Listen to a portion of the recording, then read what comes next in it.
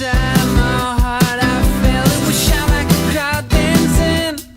I guess I can live without things that make my life what it is.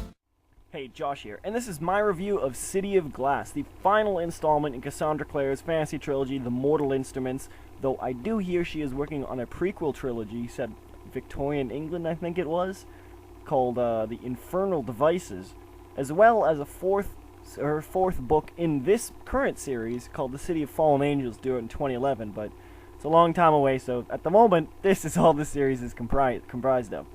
So, City of Glass, again, I will not bother recapping the plot, and don't watch this review if you haven't already read the book, because I probably will spoil some things. I'll try my best not to, as I always do, but be warned, I may mention a thing or two that you may consider spoilers. I am definitely sensitive to that, so I will try.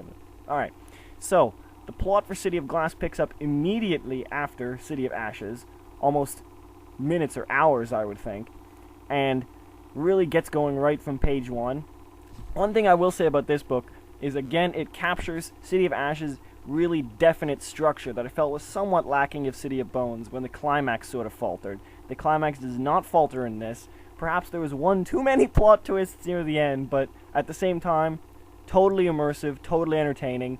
This book in particular really finalizes the world building and development that Cassandra Clare has done throughout the series, where in this book, again, without spoiling anything, they do travel to Idris, as the title would suggest, and there is a massive amount of political intrigue going on. Some themes are repeated from City of Ashes, but not to an extent that they get tiring, and like I said, you definitely get to learn much more about the Shadowhunters, which is definitely appreciated. More downworlder action. There's definitely more about the Circle in this one than there was in City of Ashes, and I really liked the whole conflict. I gotta say, it really it took on a massive section. This book is like 550 pages long, which is a fairly meaty book, and even more so for the fact that this book really does squeeze in a lot of events.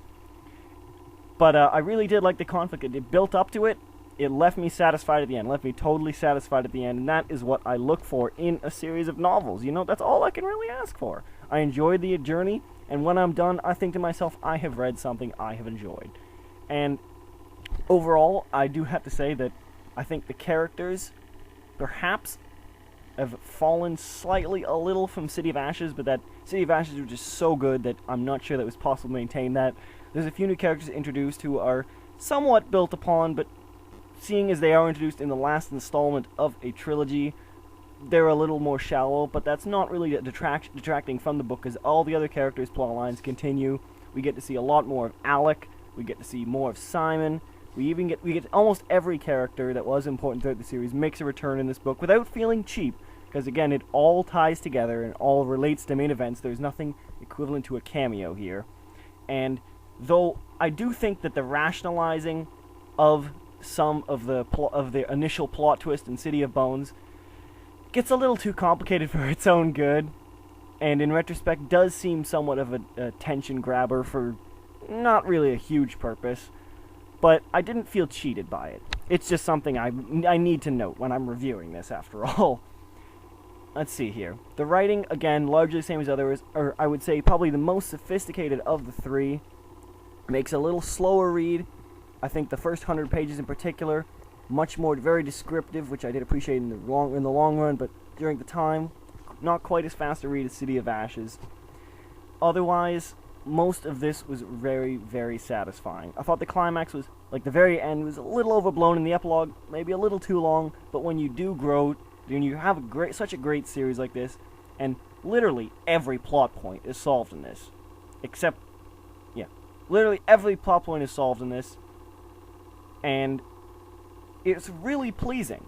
Like I said at the end of City of Ashes, you know, you said, you think to yourself, I have read a great book, and when an author can make something this cohesive and this large at the same time and manage any level of consistency, I am proud to say and proud to recommend this book.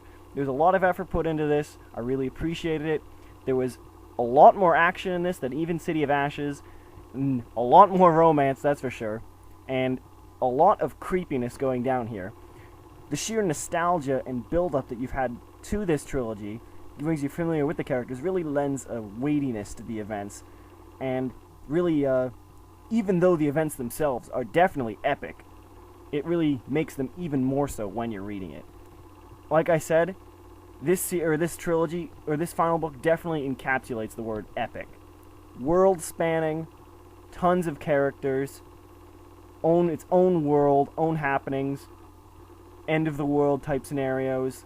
You can't go wrong with this. This is a great book, and like I said, the romance is maybe a little overblown here, and there was actually one reference, like I said, in the City of Bones review, to an anime or manga thing here called Angel Sanctuary, which I actually own, ironically enough, and you can definitely see there is some similarity, shall we put it.